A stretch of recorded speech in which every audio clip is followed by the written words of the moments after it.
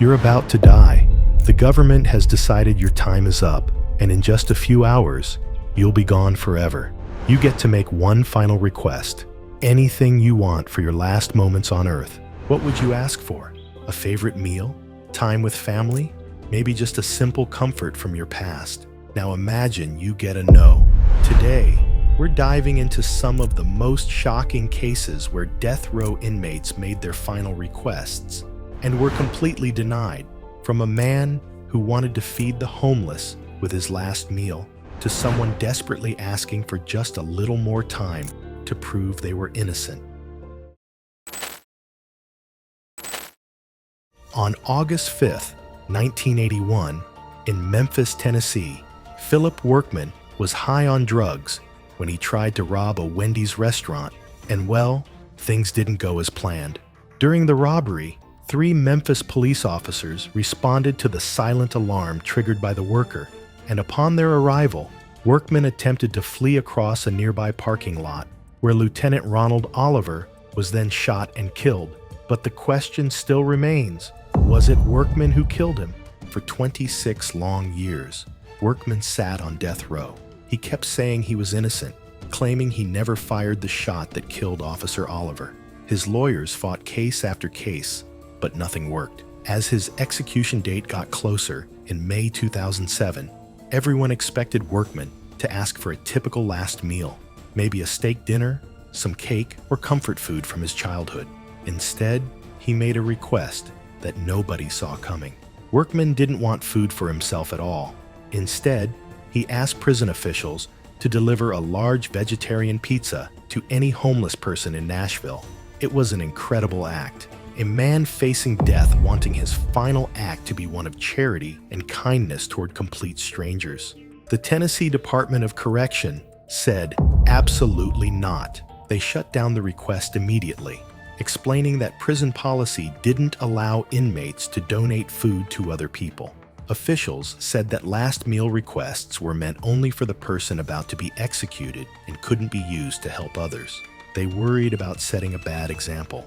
What if other death row inmates started making crazy requests to help people outside prison? The system was designed to be controlled and predictable, not charitable and unpredictable. So Philip Workman was executed by lethal injection on May 9th, 2007. Having eaten nothing for his final meal, he chose to go hungry rather than eat, while knowing his request to help others had been denied. But here's where the story gets absolutely incredible. Word of his denied request spread through the media like wildfire. Newspapers picked up the story. Television news covered it. Social media wasn't as big in 2007, but people still found ways to share the story, and it touched hearts across the entire country. In the days following his execution, homeless shelters in Nashville were flooded with pizza donations from complete strangers who had heard about Workman's final wish. People from all over America started calling pizza places in Nashville, paying for pizzas to be delivered to homeless shelters. People's Pizza, a local Nashville restaurant, began accepting donations specifically to buy pizzas for the homeless in Workman's name. The owner was so moved by the story that he made it a mission to fulfill what the state had denied. Hundreds and hundreds of pizzas were donated to Nashville's homeless population in the weeks that followed. What the state had refused to allow, regular citizens made happen on a massive scale. Sometimes, dark humor becomes the only way people can cope with knowing they're about to die. James W. Rogers was sentenced to death by the state of Utah back in 1960 for the murder of Charles Merrifield. Utah law at the time gave people facing execution a choice between hanging and firing squad, and Rogers chose the firing squad. A firing squad is a method of execution where a group of shooters fire their weapons at the condemned person.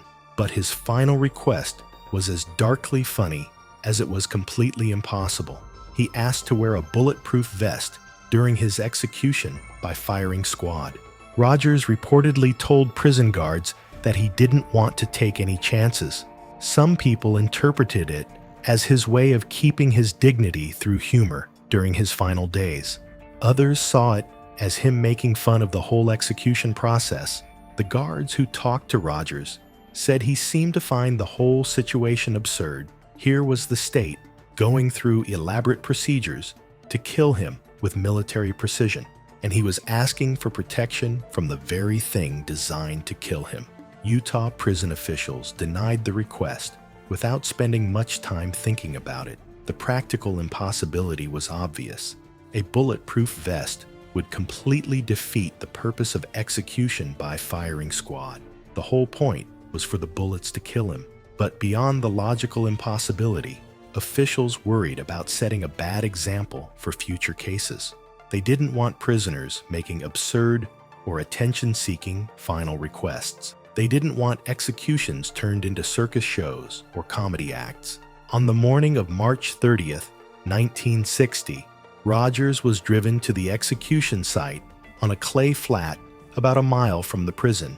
When he was asked for his final statement, Rogers continued to insist that he was innocent and said, "I done told you my last request, a bulletproof vest." He was dressed in denim and offered a coat, to which he replied, "Don't worry, I'll be where it's warm soon."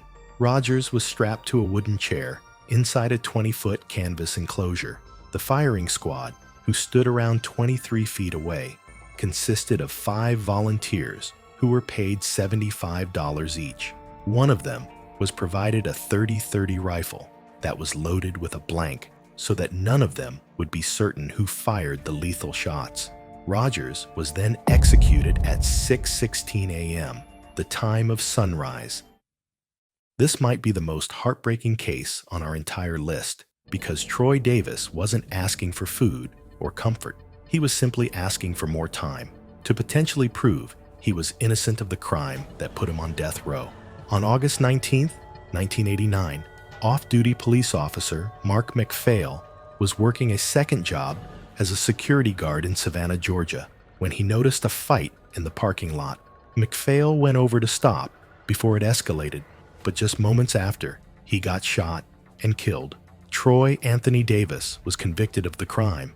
Davis said he was innocent from the very beginning and continued saying so throughout his 20 years on death row. But by the time of his scheduled execution in 2011, his case had become international news for shocking reasons. 7 of the 9 original witnesses who testified against him had taken back their testimony. They now said they had lied at his original trial. Several claimed they had been pressured by police to say Davis was the shooter when they actually weren't sure or knew it was someone else. New witness testimony had emerged suggesting that another man, a man who had originally testified against Davis, might have been the actual shooter. People came forward saying this other man had bragged about shooting the police officer and letting Davis take the blame. As his execution date got closer, Davis made the most desperate final request possible. He asked for a stay of execution to allow time for this new evidence to be properly investigated and reviewed. This wasn't a request for a last meal. It was a request for more time to potentially save an innocent man's life. Davis and his lawyers argued that executing him without fully investigating the new evidence could mean the state was about to murder an innocent person. The case attracted massive attention worldwide. Even the Pope asked for mercy. Former President Jimmy Carter called for the execution to be stopped. Hundreds of thousands of people signed petitions asking Georgia to delay the execution. Amnesty International organized vigils in cities around the world. Protesters gathered outside the prison. Legal experts who had never met Davis said the case had too much doubt to proceed with execution. But the court said no to Davis's final request. Both state and federal courts denied stays of execution despite the massive public support and international pressure. The U.S. Supreme Court had previously ordered a review of Davis's claims in 2009, but that review found the new evidence wasn't strong enough to overturn his conviction. The legal system essentially said, "We've looked at this already. The new evidence isn't perfect. We're moving forward with the execution." the hundreds of thousands who have signed petitions in support of him, and people including former President Jimmy Carter saying there's too much doubt surrounding this case for this execution to go through. But now the Georgia Board of Pardons and Parole have decided they will not be granting clemency in this case, and Troy Davis will keep his appointment with lethal injection on Georgia's death row tomorrow. None of the international pressure mattered. None of the recanted witness testimony mattered enough. None of the doubt mattered enough to give Davis more time. Troy Davis was executed by lethal injection on September 21st, 2011, still saying he was innocent. His final words were directed to Officer McPhail's family. "I did not personally kill your son, father, and brother. I am innocent." James Edward Smith was found guilty of murdering Larry Rojas during a 1983 robbery in Houston. But Smith wasn't your typical death row inmate. During his years in prison, he had developed a deep belief in voodoo practices. As his execution got closer in 1990, Smith made what prison officials thought was a very strange final request. He wanted Raya Kunda, dirt, specifically soil that had been blessed in a voodoo ceremony, to be sprinkled around his execution chamber before his death. He was quoted as saying, "Life is a temporary situation. The spirit moves on. Death is like eating a prune in the morning. It's a natural function." This wasn't just some random weird request to Smith. According to his spiritual beliefs, this ritual dirt would help make sure his soul could safely travel to the afterlife. In voodoo tradition, earth from one's spiritual homeland carries powerful protective properties. For Smith, this wasn't just about comfort.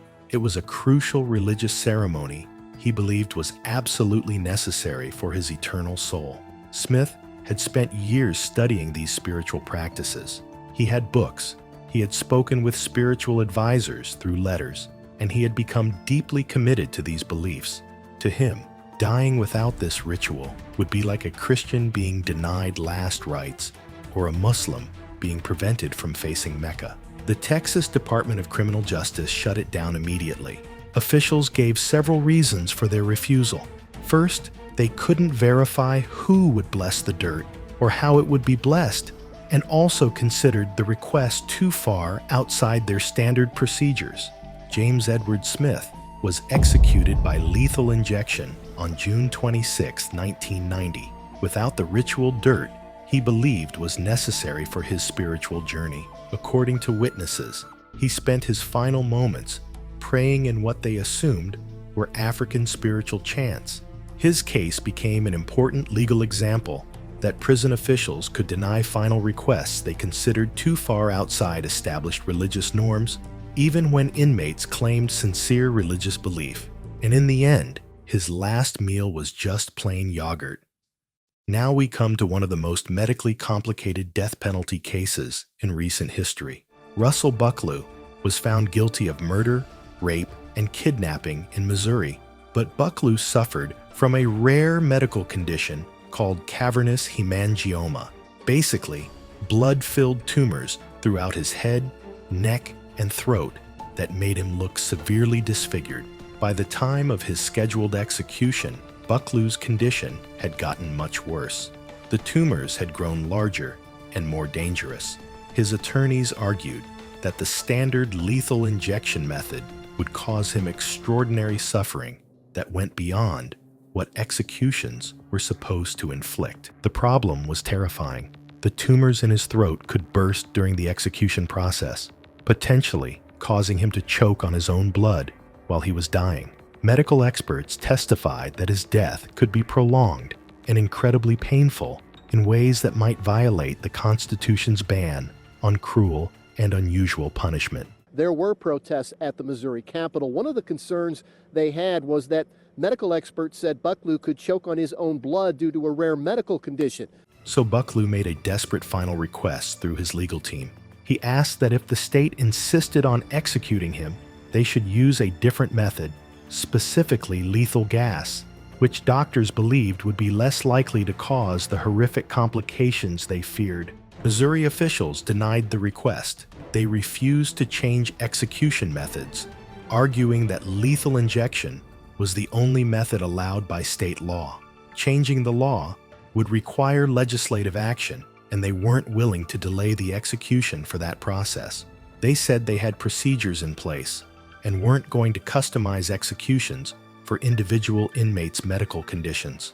Bucklew's case went all the way to the U.S. Supreme Court, which in 2019 ruled 5-4 that Missouri could go ahead with the lethal injection execution despite his medical condition.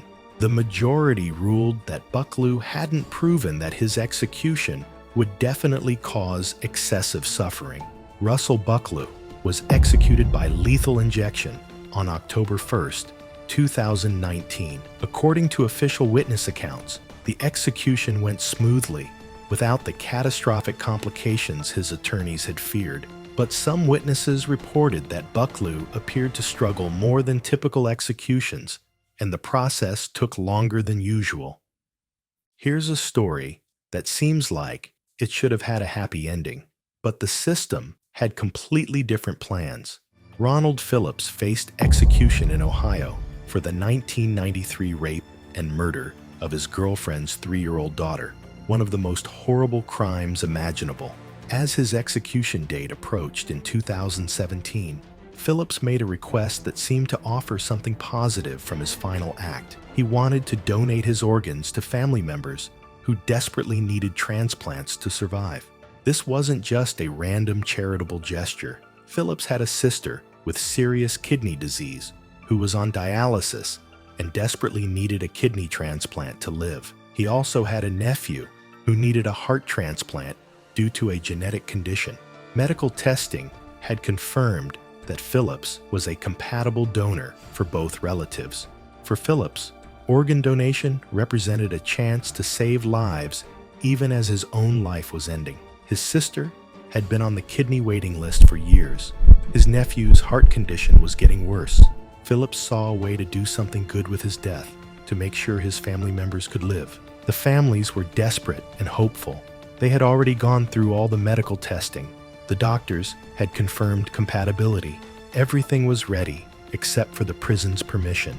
The Ohio Department of Rehabilitation and Correction answer was a no. Officials cited multiple logistical and medical complications.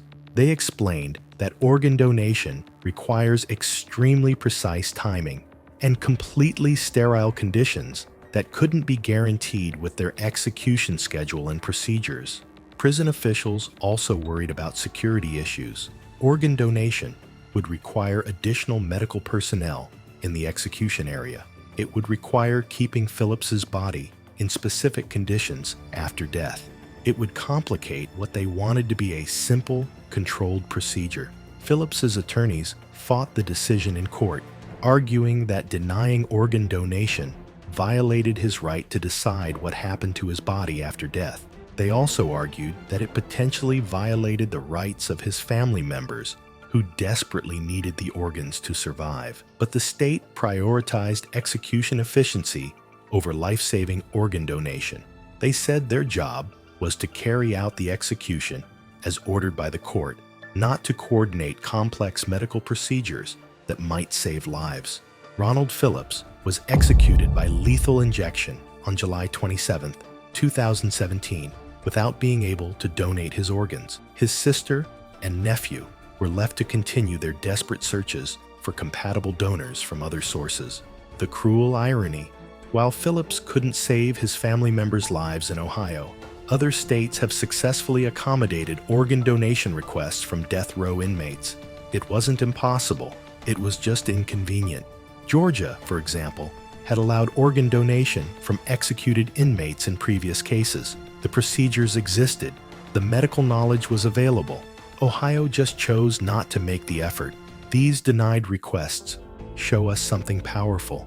Even facing death, people still hope for kindness, meaning, and connection. Some were denied for good reasons. Others make you wonder if we've lost our humanity somewhere along the way. What strikes me most is how the denials often became more powerful than if they'd been granted. Philip Workman's pizza fed thousands. Troy Davis's case changed how the world sees the death penalty. Sometimes saying no reveals more about who we are than saying yes ever could. What do you think? Should any of these requests have been granted? Let us know down in the comments.